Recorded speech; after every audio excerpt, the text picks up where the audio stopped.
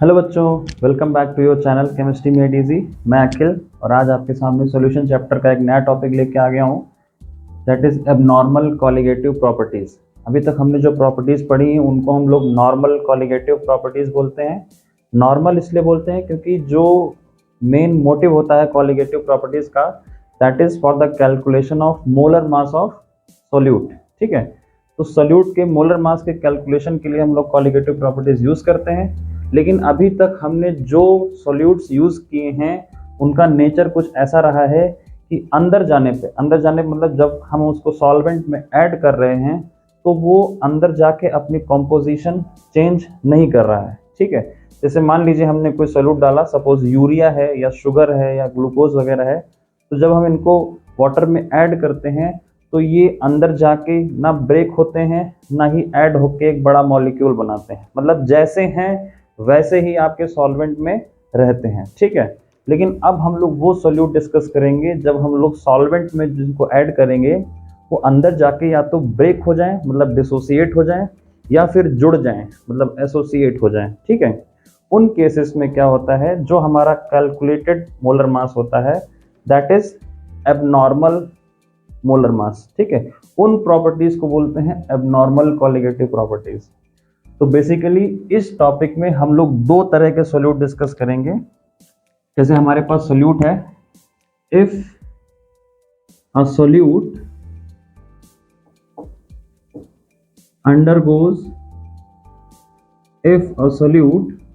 Undergoes dissociation.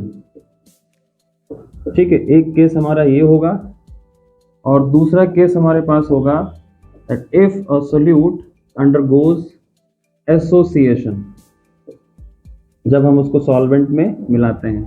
इन दो cases के लिए हम जो मोलर मास कैलकुलेट करेंगे that will B abnormal molar mass.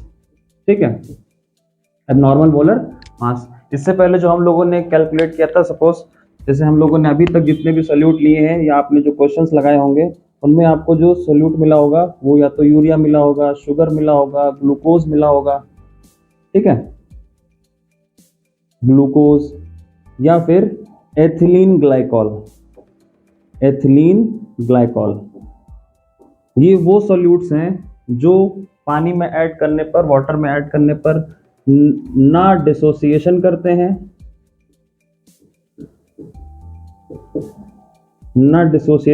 हैं, और ना ही एसोसिएशन करते हैं। जैसे हैं वैसे ही बिना ब्रेक हुए, बिना जुड़े सॉल्वेंट में आ जाते हैं। लेकिन इन केसेस में क्या होगा, हमारे पास ब्रेक होगा या फिर वो एसोसिएट होगा। ठीक है, तो ये सब हम लोग केस डिस्कस कर चुके हैं। अब हम लोग आते हैं अपने एसोसिएशन और डिसोसिएशन वाले केस पे। ठीक है, तो एबनॉर्मल कॉलिगेटिव प्रॉपर्टीज आपको पता चल गया होगा कि एबनॉर्मल कॉलिगेटिव प्रॉपर्टीज की बात हम कब करेंगे, जब हमारा सोल्यूट डिसोसिएशन या एसोसिएशन में जाएगा। ठीक है, तो एक एक केस की बात करते हैं। सपोज हमारा सोल्यूट है, इफ सोल्यूट अंडरगोज डिसोसिएशन। मान लीजिए आपका सोल्यूट ऐसा है, जैसे मान लीजिए आपने एसिड्स ले लिए, सपोज एसिड्स ले लिए, जैसे हमारे पास HCl, H2SO4 या कोई भी एसिड ले लेते हैं, या कोई बेस ले लिया, सपोज NaOH या फिर कैल्शियम हाइड्रोक्साइड वगैरह। ठीक है, या फिर कोई सॉल्ट ले लिया हमने, सॉल्ट जैसे NaCl, KCl, CaCl2, K4FeCl6। इस तरह के सॉल्ट्स जो हैं या जो इस तरह के सॉल्यूट्स हैं हमारे, ये क्या करते हैं, जब आप इनको पानी में ऐड करेंगे तो दे विल आयनाइज।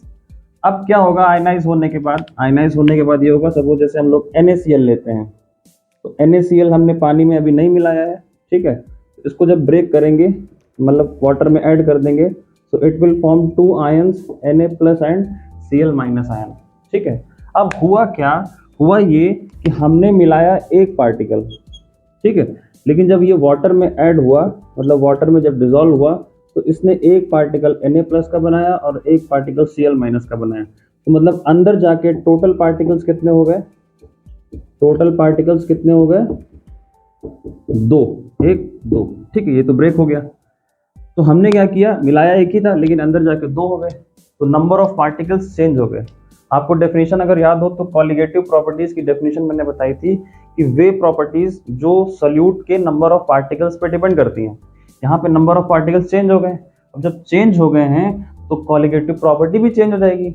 अब अगर मैं इसका मोलर मास कैलकुलेट करूंगा, तो अगर आप NaCl का मोलर मास देखते हैं नॉर्मल वाला, तो 23 होता है सोडियम का और क्लोरीन का है 35.5, तो इसको ऐड करेंगे तो ये आएगा 58.5।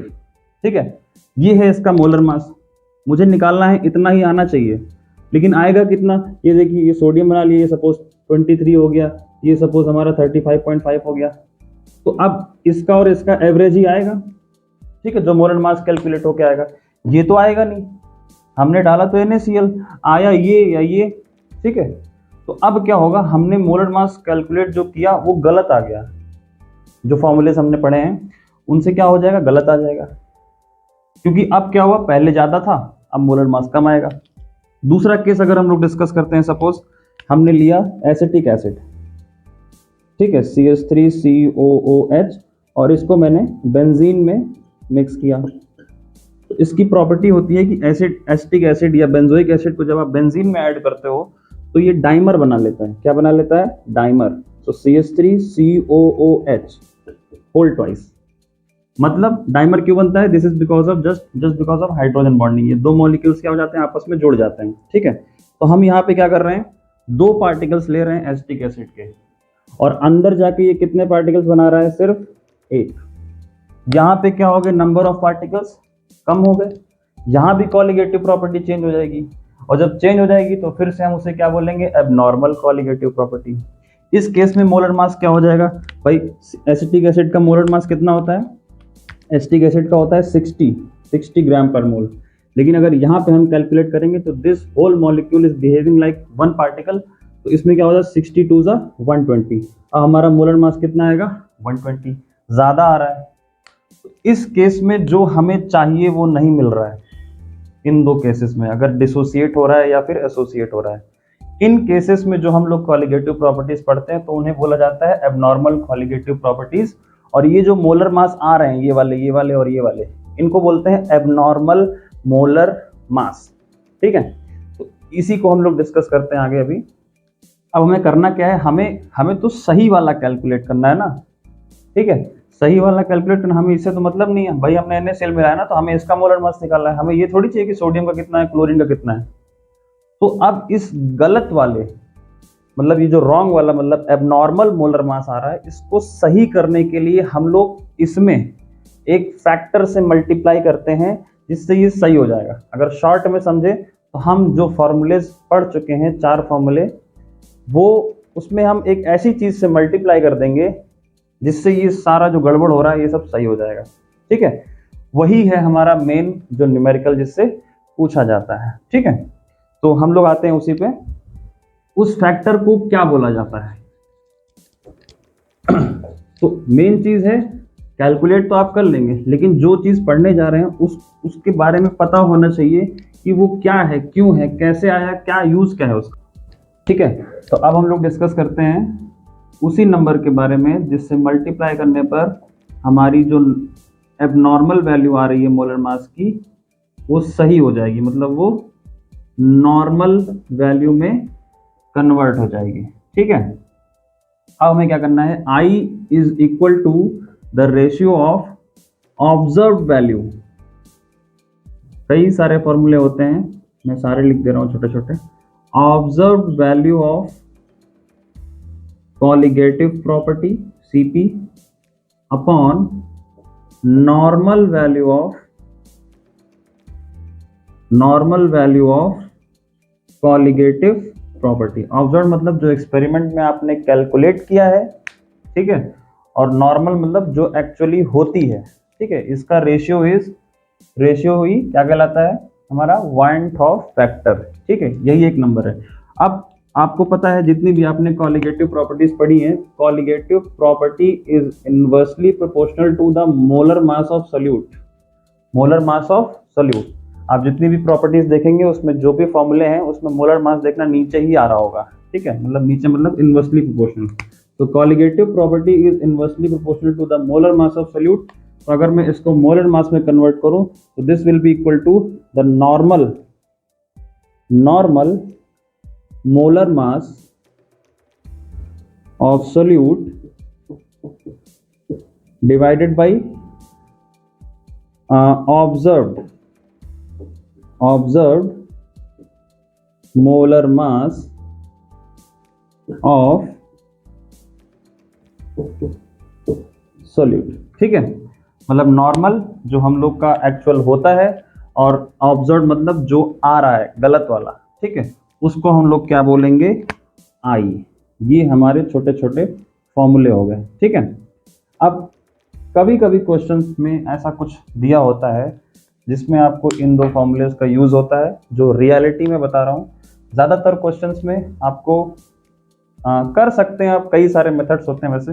चलिए छोड़िए, इसको मैं मार्क कर दे रहा हूँ कि ये आपको याद रखना चाहिए। तो अगर वैन टॉक फैक्टर की आपसे डेफिनेशन कोई पूछता है तो आप बोलेंगे it is the ratio of the observed value of the colligative property to the normal value of colligative property. ये भी आप बता सकते हो। ठीक है, अब मेन बात ये आती है कि मैं कैलकुलेट कैसे करूंगा, वो नंबर निकालूंगा कैसे जिससे मल्टीप्लाई करने पर सब गड़बड़ चीजें सही हो जाएंगी। ठीक है, उसके लिए आते हैं हम लोग एक एक केस डिस्कस करेंगे। ठीक है, इसको मैं हटाता हूं। सपोज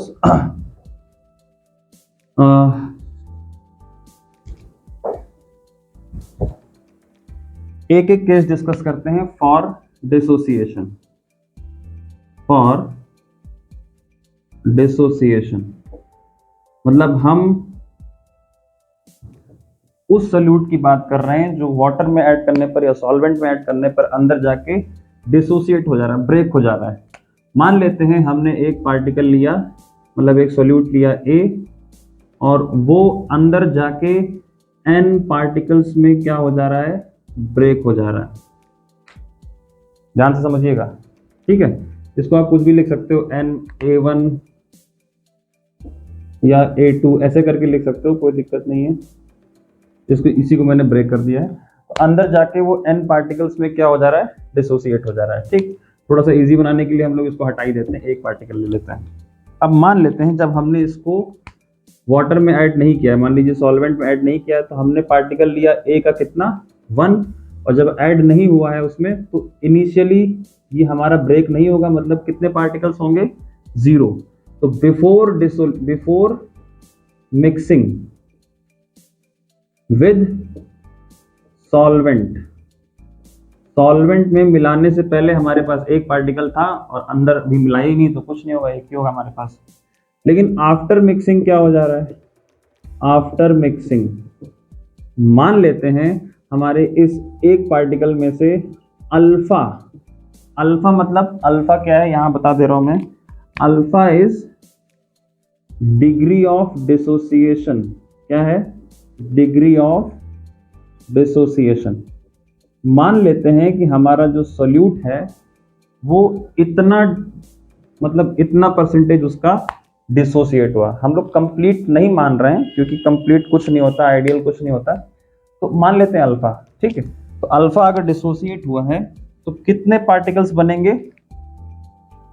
अंदर जाके, कितने बनेंगे, N अल्फा। ठीक, अब जो हमारा I है, I की बात करें तो I का एक और फॉर्मूला होता है, तो टोटल नंबर ऑफ पार्टिकल्स वहीं पे आप ऐड कर लीजिएगा आफ्टर डिसोसिएशन। ठीक है, ब्रेक होने के बाद कितने पार्टिकल बने, upon total number of particles before dissociation. पहले कितने थे और अब कितने हो गए, उनका रेशियो होता है I। मतलब ये तीसरा फॉर्मूला हो गया I का हमारे पास। ठीक है, अब हम लोग बात करते हैं हमारे पास after dissociation how many particles are there. तो ये भी है और ये भी है।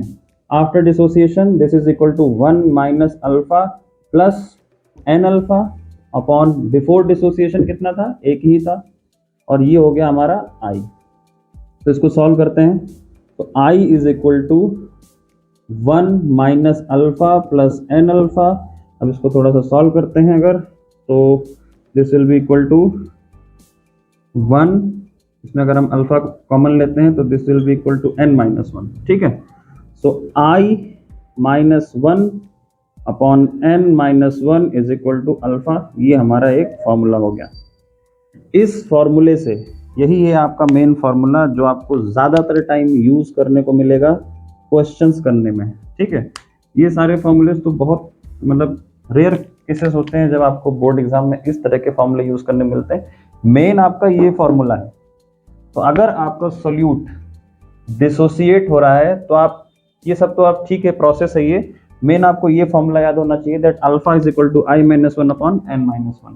अब इसमें बताता हूँ ये आई क्या है। आई तो मैंने बता दिया, आई जो हमें चाहिए यही मेन है ना। इसी के पीछे पड़ जाना है, जैसे सवाल मिले इसके पीछे पड़ जाओ, आई कैसे निकालना है।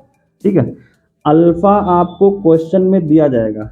अल्फा आपको बोला जाएगा, मान लीजिए आपसे बोला गया एक सॉल्यूट है ए, उसको मैंने जब वाटर में या सॉल्वेंट में ऐड किया तो इट अंडरगोज 80% डिसोसिएशन।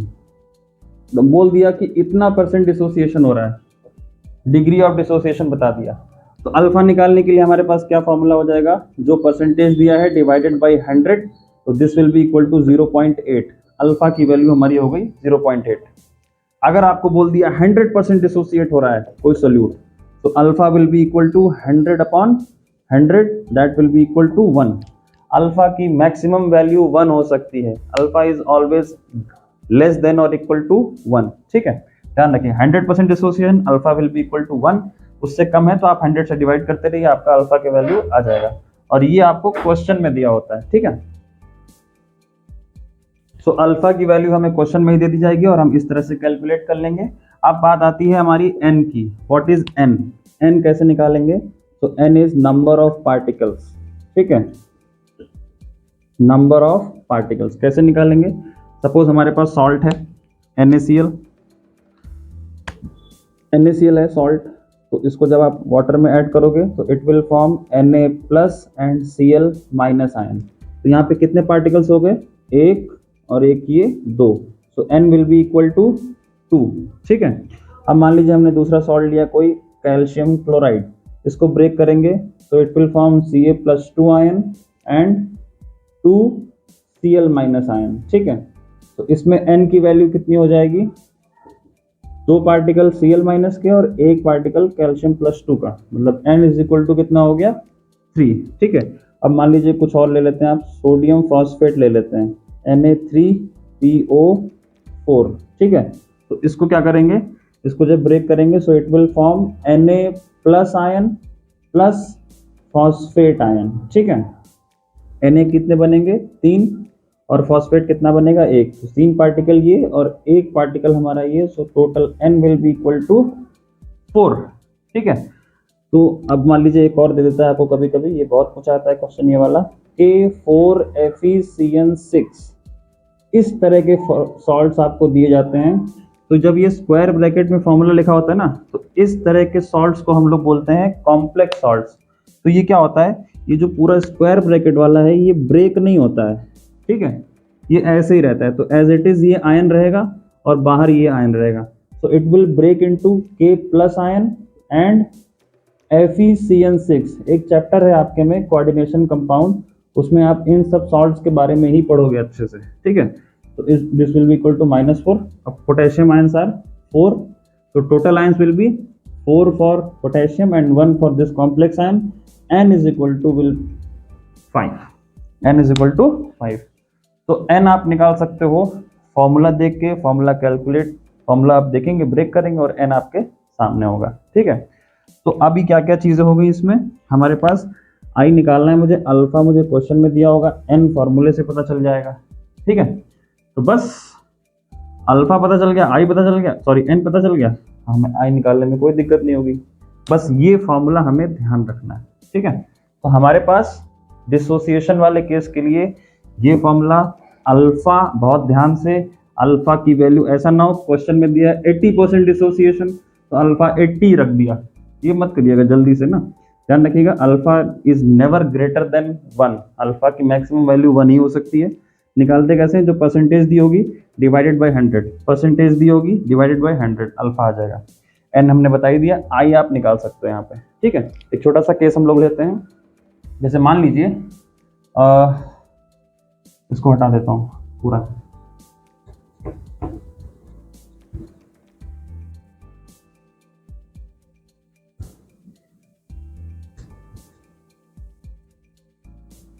ठीक है। अब देखिए सपोज हमारे पास क्या है, हमारे पास है बेरियम क्लोराइड, ये हमारे पास एक सॉल्यूट दिया हुआ है और बोला गया है दिस अंडरगोज 75% डिसोसिएशन, ठीक है, 75% डिसोसिएशन, या मान लेते हैं 100% डिसोसिएशन है, ठीक है। अब क्या होगा, sorry, degree of dissociation is 100, और कैलकुलेट कैसे करेंगे, 100/100, तो this will be equal to 1। For BaCl2 जब आप इसको ब्रेक करेंगे तो क्या होगा, this will break into Ba+2ion and 2Cl-ion, so n will be equal to 2 + 1, this will be equal to 3। दो पार्टिकल Cl के, एक पार्टिकल बेरियम का, तो n बराबर कितना हो गया, 3। अल्फा आ गया, n आ गया। अब हमारे पास क्या है, फॉर्मूला है alpha is equal to I-1/n-1, ठीक है। यही फॉर्मूला है हमारे पास डिसोसिएशन के लिए। अब फटाफट हम लोग वैल्यू रखते हैं, तो अल्फा की वैल्यू 1, आई की हमें पता नहीं है, अपॉन n की वैल्यू 3 - 1, तो this will be equal to I-1/2 into 1, so I-1 is equal to 2, I will be equal to 3, I की वैल्यू 3 आ गई। I निकालना सीख गए, बस I निकालना सीख लीजिए, बाकी हम फॉर्मूले बताते हैं आपको कैसे मल्टीप्लाई करना है आपको, ठीक है, बस वही मेन है। डिसोसिएशन का केस समझ में आ गया होगा, अगर कोई दिक्कत हो तो पूछ लीजिएगा तुरंत, ठीक है। इसको हटा रहा हूं अब मैं, अब हम लोग आते हैं एसोसिएशन के केस पे। So for association,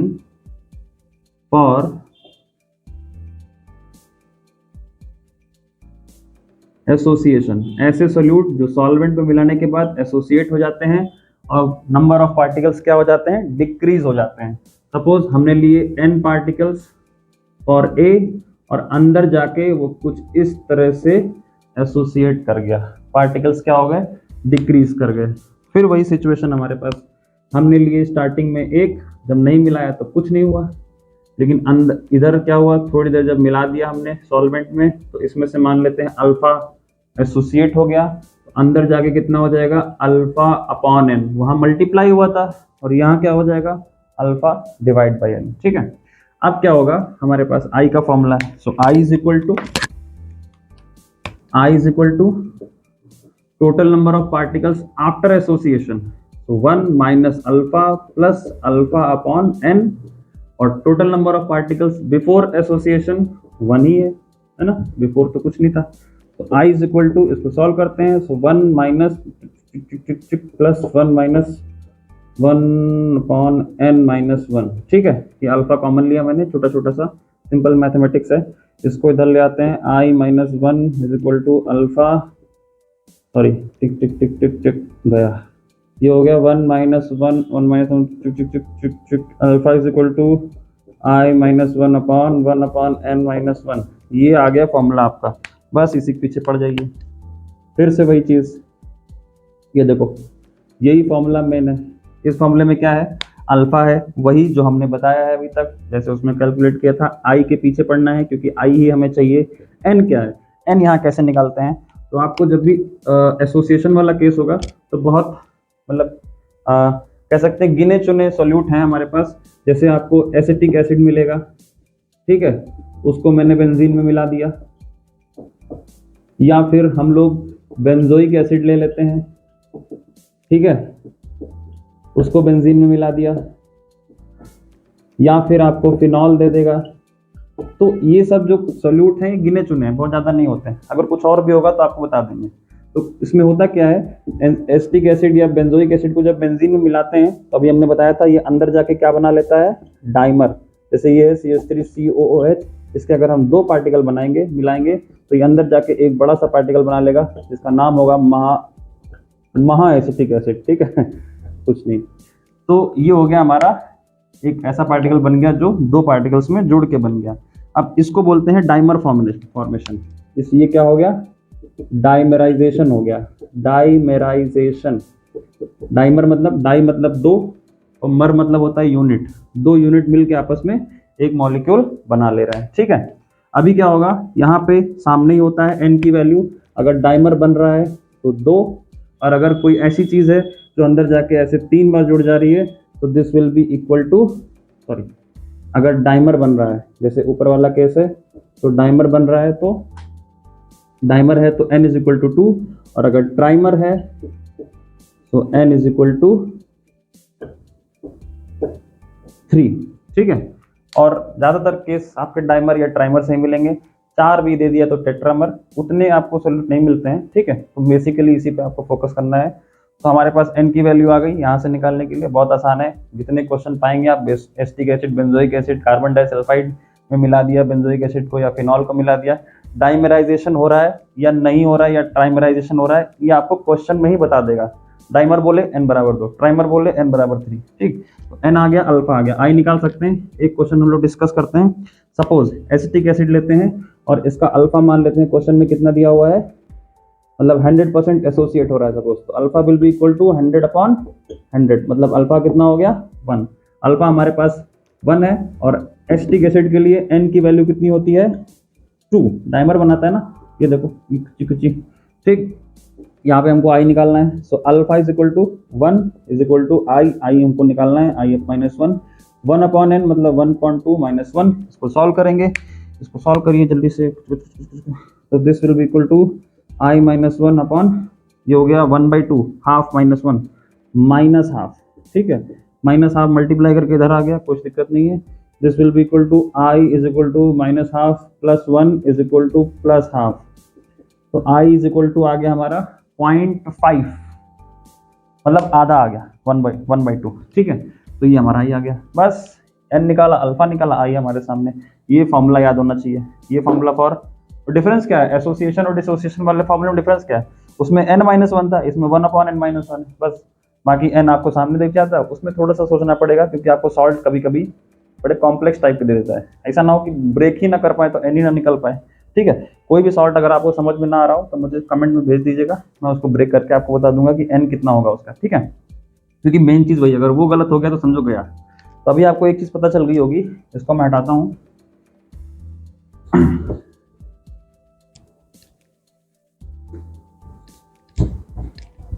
एक चीज़ आपको पता चल गई होगी, अगर हमारा i ग्रेटर देन 1 है, जैसे अभी पिछले वाले में 2 आया था, ठीक है, तो वो केस होगा हमारा डिसोसिएशन का। ये कुछ चीज़ें इसलिए लिख रहा हूँ क्योंकि एमसीक्यू में भी पूछता है आपसे, और आपको चेक करने में बड़ी हेल्प करता है। अब मान लो आई कैलकुलेट करो, अब मान लो एसोसिएशन का केस है और आई आपका आ रहा है 1 से कम, तो गड़बड़ हो जाएगा इसका मतलब कहीं ना कहीं। तो चेक करने के कुछ तरीके हैं, आई अगर ग्रेटर देन 1 है समझो आपका डिसोसिएशन वाला केस होगा, अगर आई हमारा लेस देन 1 है तो हमारा केस कौन सा होगा, एसोसिएशन का, ठीक है। और अगर आई इक्वल टू 1 है तो नीदर एसोसिएशन नॉर डिसोसिएशन। ये कौन सा वाला केस था, ये हमारा नॉर्मल वाला केस है। नॉर्मल कॉलिगेटिव प्रॉपर्टी जब हम लोगों ने पढ़ी थी उसमें आई इज इक्वल टू क्या होता है 1, ठीक है। अब ये हमारा एक ऐसा फैक्टर है जिससे मल्टीप्लाई करने पर हमारा जो एबनॉर्मल मॉलिक्यूलर मास आ रहा था वो नॉर्मल में कन्वर्ट हो जाएगा, ठीक है। अभी नॉर्मल में कन्वर्ट करना है तो हमारी सारी प्रॉपर्टीज के फॉर्मूले चेंज हो जाएंगे, ठीक है। तो the first property was relative lowering of vapour pressure, that is P not minus P S upon P not is equal to क्या था, मोल फ्रैक्शन ऑफ सोल्यूट था ना, ठीक है। इसमें हम लोग क्या कर देंगे, इसमें हम लोग आई से मल्टीप्लाई कर देंगे तो ये एकदम सही हो जाएगा, आई हमको निकालना आ गया, ठीक। दूसरा समझते हैं, दूसरा फॉर्मूला हमारा था elevation of boiling point, that is delta T B is equal to K B into molality, ठीक। अब इसमें हम लोग क्या करेंगे, आई से मल्टीप्लाई कर देंगे, आई से मल्टीप्लाई करेंगे तो जो चीज़ें गलत थी वो एकदम क्या हो जाएंगी, सही हो जाएंगे, ठीक। ये हमारा दूसरा फॉर्मूला बन गया। तीसरा फॉर्मूला हमारा क्या था, for the depression of freezing point, delta T F is equal to K F into molality, ठीक है। ये याद भी हो जाना चाहिए भैया, अब तक 4 बार लिख चुके हैं, ठीक है। So this will be equal to I into, और ये दो केसेस, ठीक। और फोर्थ प्रॉपर्टी वाज कौन सी थी, osmotic pressure, that is pi is equal to CRT, S लिख देते हैं, ठीक है, सॉल्यूशन कांस्टेंट। तो आई is equal to, sorry, pi is equal to CST, तो आई इंटू कर देंगे तो हमारा ये किसके लिए बन जाएगा, for the abnormal colligative properties. अब इस फॉर्मूले से अगर आप कैलकुलेट करेंगे तो चाहे आपका एसोसिएशन हो रहा हो चाहे डिसोसिएशन हो रहा हो, जो मोलर मास कैलकुलेट होके आएगा for the solute will be correct, normal. ऐसा नहीं है कम आएगा ज्यादा आएगा, कुछ नहीं आएगा, बराबर आएगा जितना आना चाहिए फॉर्मूले से, ठीक है। तो ये फॉर्मूले हम लोग यूज करेंगे, ठीक। अभी ये बस कुछ है नहीं इसमें, बस वही जो पुराना ये सब निकालना हमने बता ही दिया है। आई आपको पता होना चाहिए, बस आई के लिए हमने 2 फॉर्मूले लिख दिए, ठीक है। अब आप छोटा सा क्वेश्चन पूछते हैं, जैसे आपको क्या करना है, आपको मैंने एमसीक्यू में बहुत सारे क्वेश्चन पूछे जाते हैं कि विच ऑफ द फॉलोइंग, मान लीजिए आपको दे दिया which of the following solution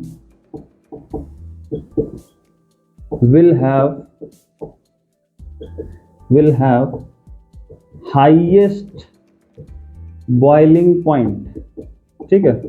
बहुत आसान सा क्वेश्चन होता है, बस थोड़ा सा सोचना होता है, ठीक। इसमें आपको 4 ऑप्शन दे देगा, जैसे मान लीजिए दे दिया 0.1 मोलर ग्लूकोज सोल्यूशन, ठीक है।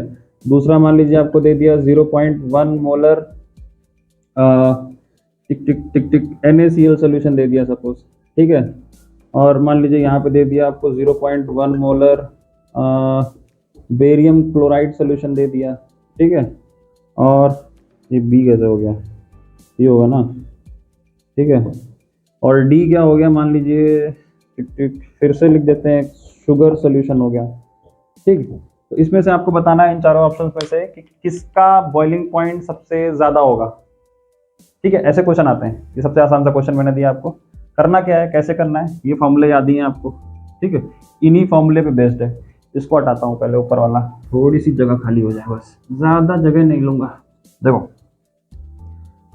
अभी हमारे पास हमको निकालना है इसमें से किसका बॉइलिंग पॉइंट हाईएस्ट होगा, मतलब अपन को ये वाली प्रॉपर्टी को ध्यान देना है, यही है ना बॉइलिंग पॉइंट, इधर से निकालेंगे। अब मुझे ये बताइए, बाकी सब हटा दूं मैं, चलिए बाकी सब हटा देता हूँ। हमारा मेन फोकस आ गया किस पे, delta TB is equal to IKB into molality, ठीक है। ये फॉर्मूला हमारा मेन है।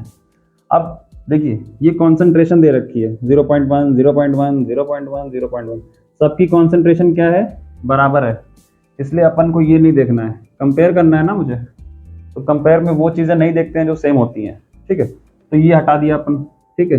KB भी हटा देते हैं सपोज, क्योंकि कांस्टेंट है। मेन चीज बचा I, ठीक है। ये इसलिए हटाया मैंने क्योंकि यहाँ पे कॉन्सेंट्रेशन सेम नहीं है, सॉरी सेम है, अगर सेम नहीं होती तो मैं ये नहीं हटाता, ठीक है। अगर आप ना भी करें तो ज़्यादा अच्छा है, उसको हटा देते हैं, I into KB into molality, ठीक। अब हमें क्या करना है, हमें निकालना है किसका हाईएस्ट बॉइलिंग पॉइंट होगा। हाईएस्ट बॉइलिंग पॉइंट के लिए हमें ये देखना है कि किसका डेल्टा TB ज़्यादा होगा। डेल्टा TB क्या होता है, एलिवेशन, तो जितना ज़्यादा एलिवेशन होगा उतना ही तो ज़्यादा हाईएस्ट बॉइलिंग पॉइंट होगा। जिस सॉल्यूशन का एलिवेशन ज़्यादा होगा उसी सॉल्यूशन का बॉइलिंग पॉइंट ज़्यादा होगा, ठीक। तो हम लोग निकालते हैं। अब KB पे तो डिपेंड नहीं कर रहा है, मेन किस पे डिपेंड कर रहा है, I पे और मोलैलिटी पे। अब I कैसे निकालेंगे, अब देखिए I हम लोग निकालते हैं फॉर द फर्स्ट सोल्यूशन, ये हमारा है 0.1 मोलर ग्लूकोज, तो ग्लूकोज हमारा नॉर्मल वाला है, तो इसके लिए I इक्वल टू क्या होगा, 1, कुछ नहीं इसमें होगा, ठीक। B में क्या है 0.1 मोलर NaCl, तो NaCl के लिए हमने बताया हुआ है N इज इक्वल टू 2। अब एक चीज और दिमाग में आ रहा होगा, सर अल्फा तो दिया नहीं है, कैसे निकालेंगे। अब एक चीज ध्यान रखिएगा, अगर आपको अल्फा नहीं दिया होता है तो बाय अजम्पशन आप मानेंगे अल्फा इज इक्वल टू 1, मतलब कंप्लीट डिसोसिएशन मान लेंगे, एसोसिएशन जो भी केस होगा। अगर आपको क्वेश्चन में डिग्री ऑफ डिसोसिएशन या एसोसिएशन नहीं दी है तो आप अपने आप मान लेंगे अल्फा इज इक्वल टू 1, दिया ही नहीं है तो हम लोग यही मानेंगे, ठीक है। और कुछ नहीं मानना है कि भैया हमने ये मान लिया था, तो बाय अजम्पशन हम लोग अल्फा क्या लेंगे, 1। एक जुगाड़ और बताता हूं आपको, अगर डिसोसिएशन के केस में अल्फा बराबर 1 है, अगर ध्यान से सुनिए अगर डिसोसिएशन के केस में अल्फा बराबर 1 है तो आई की वैल्यू वही होती है जो एन की वैल्यू होती है। ठीक है, NaCl के लिए एन की वैल्यू कितनी आई थी, 2 आई थी ना, एक इसका। तो आई की वैल्यू भी आप कैलकुलेट करोगे ना उस फॉर्मूले से तो 2 ही आएगी। ये कब होगा, जब अल्फा बराबर 1 होगा। इन सब के लिए अल्फा बराबर क्या है, 1। तो जो n होगा वही आई होगा। ठीक है, जैसे C के लिए हम लोग निकालते हैं, C के लिए क्या है 0.1 मोलर बेरियम क्लोराइड सॉल्यूशन। तो बेरियम क्लोराइड के लिए n बराबर क्या होगा, 3 होगा ना, तो आई भी 3 ही आएगा। करके देख लीजिएगा चाहे वो फॉर्मूला जो लिखवाया मैंने। और fourth one is 0.1 molar sugar. 0.1 molar sugar हमारा नॉर्मल वाला सोल्यूट है, इसके लिए आई क्या होगा 1। अब हमें क्या निकालना है, हमने सबका आई निकाल लिया है, तो आई हमारे पास आ गया है। फिर this is i equal to 1, ये हमारा i equal to 2, i equal to 3, i equal to 1। ठीक, हमें क्या निकालना है, किसका डेल्टा टीबी सबसे हाईएस्ट होगा। डेल्टा टीबी उसका हाईएस्ट होगा ना जिसका आई हाईएस्ट हो। आई और मोलालिटी का डिफरेंस, सॉरी मल्टीप्लीकेशन। अब मोलालिटी तो सबकी सेम है तो उसको छोड़ देते हैं, अब आई पे आ जाते हैं। तो आई किसका ज्यादा है, टिक टिक टिक टिक टिक टिक टिक इसका। तो इसका आई ज्यादा है तो इसका डेल्टा टीबी भी ज्यादा आएगा, और जिसका डेल्टा टीबी ज्यादा आएगा उसका solution will have highest boiling point. So this solution will have, which solution, this solution BaCl2 will have highest boiling point. ठीक है, बहुत आसान सा क्वेश्चन होता है। अगर इसी में पूछ लेता है आपसे कि which of the solution have highest boiling point की जगह मान लीजिए पूछ लेता ऑस्मोटिक प्रेशर, पूछ लेता अगर ऑस्मोटिक प्रेशर किसका हाई होगा, तो ऑस्मोटिक प्रेशर का फॉर्मूला क्या होता है, pi is equal to ICST। ठीक है, ये कांस्टेंट होती है तो इसको मतलब ही नहीं, इसको हटा देते हैं हम। सबके लिए आई की वैल्यू कैलकुलेट हो ही चुकी है। ठीक है, तो जिसका पाई ज्यादा उसका ऑस्मोटिक प्रेशर ज्यादा। तो पाई कैसे ज्यादा होगा, आई ज्यादा होना चाहिए। आई किसका ज्यादा है, फिर यही, तो इसी का हमारा हाईएस्ट ऑस्मोटिक प्रेशर भी आ जाएगा। ठीक, तीसरी चीज अगर आपसे पूछता है, हाईएस्ट की जगह पूछता है, अगर इन्हीं सब में से पूछता है कि हाईएस्ट फ्रीजिंग पॉइंट किसका होगा। ठीक है, बॉइलिंग पॉइंट की जगह मान लीजिए आपसे फ्रीजिंग पॉइंट पूछ रहा है इसी में से, तो आप मुझे खुद बताएंगे, आप थोड़ा सा सोचना है फ्रीजिंग पॉइंट इसमें किसका सबसे हाईएस्ट होगा। ये आपके लिए मैंने क्वेश्चन छोड़ दिया, कमेंट सेक्शन में देखता हूँ कितने लोग आंसर देते हैं। ठीक है, चीटिंग मत करिए कहीं से, दिमाग लगाइएगा सिर्फ।